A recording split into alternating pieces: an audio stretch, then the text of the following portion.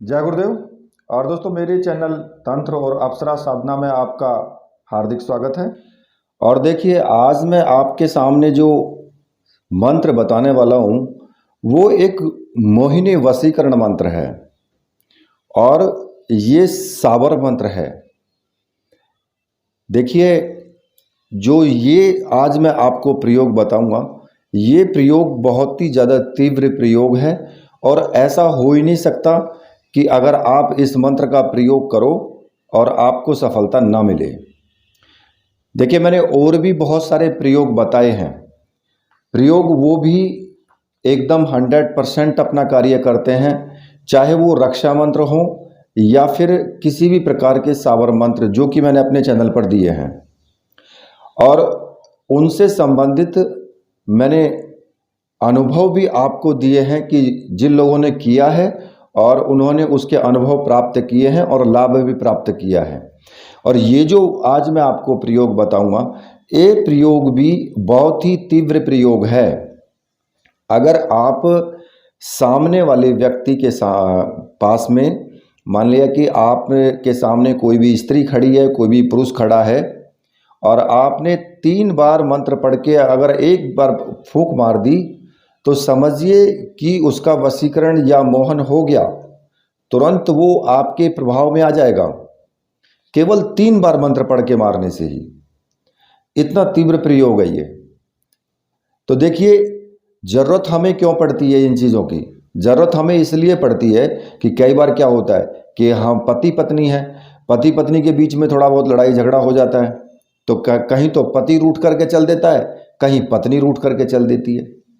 तो अब ऐसी स्थिति में आप इस प्रयोग को करोगे तो आपको लाभ मिलेगा, आपका घर टूटने से बचेगा। ठीक है। और दूसरा कि कोई भी